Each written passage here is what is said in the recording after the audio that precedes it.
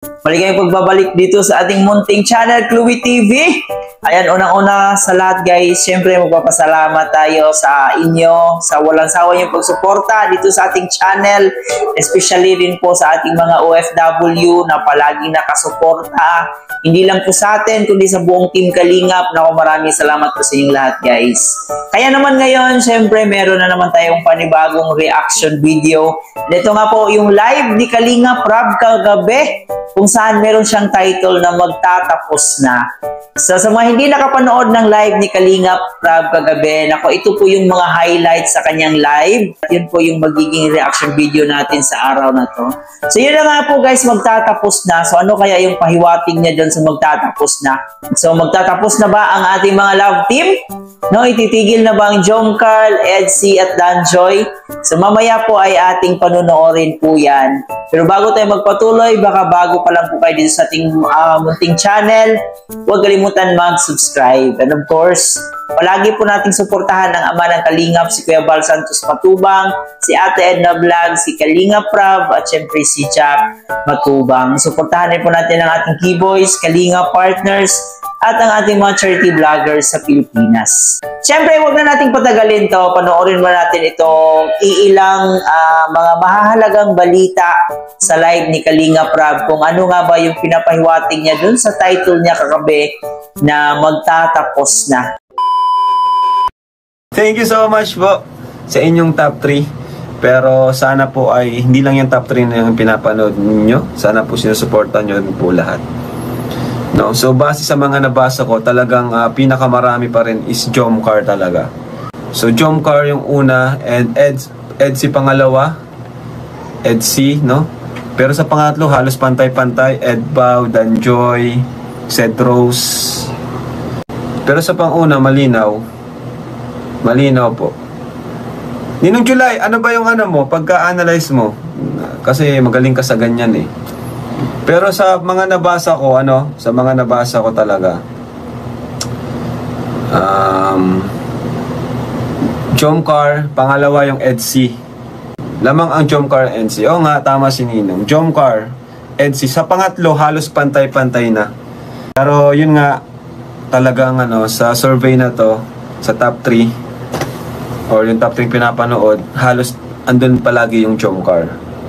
Yun nga, syempre inisip ko rin yung mga beneficiaries natin, mga scholars natin, na pag iniwan ko sila, kawawa naman, di ba? Kawawa naman sila. Kaya ayaw ko rin basta-basta na lang pabayaan or i-give up yung love team. Ayaw ko na yung basta-basta mawala. Yung iba lang naman talagang nangyayari na halos nagiging toxic na, and mas mahal na yung... Wala nang problema sa akin kung... Sa totoo lang, wala nang problema sa akin kung mas mahal nila si Carla compare sa akin. Okay lang. Wala nang problema. Mas masaya pa nga ako kasi may nagmamahal dun sa beneficiaries ko. Diba? Basta lang din. Basta magpakabait lang si Carla, diba? O magpakabait lang yung beneficiaries natin. Lahat naman po mabait. Pero walang problema sa akin kahit mas mahal nila yun. Ang malaga ay kumbaga deserve naman ni Carla, deserve naman ni Fiancé yun. Ayan. Maliban na lang kung yung after ng lahat ng nagawa natin para sa kanila, then tayo pa yung nagiging masama, diba? Yun yung medyo masakit talaga sa damdamin. Yung matapos lahat ng ginawa natin sa kanilang pagtulong, or kung ano man, then bandang huli tayo pa yung naging masama, diba? Minsan yung nagkaroon na ng community, sariling community, tapos tayo na yung doon masama or inaaway, diba? Yun yung masakit lang. Pero yun, nangyari na rin. Pero yun nga po, sa totoo lang, kung walang nagsimula din naman talaga yan sa love team. Pero yun nga, di ko naman po yung tatanggalin. Di ko tatanggalin ang love team kasi ang goal ko is matulungan silang makapagtapos. Ang goal ko matulungan silang makapagtapos. Tama si Ninong July, mixed vlog lang tayo. May love team and may charity. Yan, may love team and may scout. Kasi yung love team charity rin naman yun eh. Maraming mga ang totoo lang po, mas maganda yung performance ko po nung mga panahong ano pa. Wala pa po akong love team. Pero di po sa di po ako sa nagsisisi. Pero, ayan, base lang doon sa comment niya, kahit wala pong love team, talagang ano po yung channel natin, buhay po yan. No? Pero yun nga, mas pinili ko mag-stay sa mga love team natin kasi gusto natin matulungan silang makapagtapos ng pag-aaral. Diba? And syempre, pati na rin yung mga kasamahan ko. Kasi ang dami na ng kalingap, diba? Ang dami na ng staff ko din. So, para na rin sa kanila. Kasi, dahil sa love team, mga reactors, may mga topic. Dahil sa love team, may mga sponsor sila. Diba? Sina Kuya Jens, sina Kuya Del. Dahil sa love team, may sponsor sila. Sila Dr. Lab. Dahil sa love team po yun, may sponsor sila. So yun na po yun, yung iniisip ko din na dahil sa love team din, natutulungan din yung mga kasamahan ko. Maraming nagmamahal kay Edo, kay Jomar, kay Dan. Kaya yun po yun. Di ko naman po alis ng love team kasi syempre gusto kong matulungan ng ating mga beneficiaries, mga angels, kalingap angels. Hopefully, yan, sa aking mga, yan, syempre, si Ed, si Dan, Jomar, sila yung tatlong kumbaga,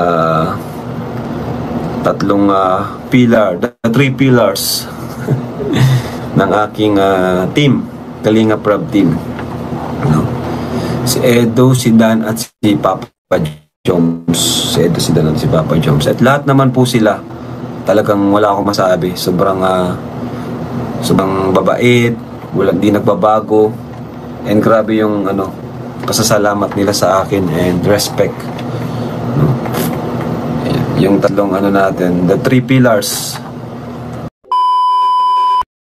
At yun na nga po guys, nalaman natin kung ano yung mga nagiging top na love team. At yun nga po, nangunguna ang ating Jomcar, pangalawa ang ating Edsy, then pangatlo na po ang ating Danjoy, Edpao, Edmar. So hanggang ngayon talagang nananatili pa rin sa top yung Jomcar natin. Marami talaga ang nagmamahal, hindi talaga maiiwan-iwan yung ating Jomcar. Siyempre maraming salamat sa inyong walang sawang pagsuporta, especially dito sa ating mag-agum. Mula noon hanggang ngayon talagang nandyan kayo palagi sa kanila. At siyempre sa ating mga sponsors, siyempre kay Kuya Rab, kay Kalingap Rab na bumuo ng Jomcar. Maraming salamat sa iyo, Idol. Tulad ng sinabi mo, dahil sa iyo, meron kaming topic dito sa aming mga channel. Napakalaking tulong din po ng love team niyo. Kaya sobrang nagpapasalamat po tayo sa ating nag-iisang Idol Rab. So maraming salamat. At yun na nga po, wala po siyang ititigil na love team. Tuloy-tuloy pa rin po lahat. And sabi nga niya dito na mas mabuti talaga na ipagpatuloy niya yung love team niya kasi para na rin po sa kanya mga beneficiaries, mga ibang beneficiaries na walang mga love team, hindi gaano kalaki yung views. Malaking tulong po talaga ang love team ni Kalingap Rab. Kaya sa mga better dyan, sa mga palaging nagsasabi na puro na lang love team si Kalingap Rab, kung titingnan po natin yung YouTube channel ni Kalingap Rab, meron naman po siyang mga hindi love team na ina-upload. Meron namang pagcha-charity. Kung kitang-kita nyo naman po na matataas po talaga ang views pag love team po yung topic ni Kalingap Rab. So, pabayaan na lang po natin kung ano yung diskarte niya, kung paano niya maitawid yung kanyang mga beneficiaries. So, kung wala tayong ambag, sana'y manahimik na lang po tayo. Mas mabuti po yon.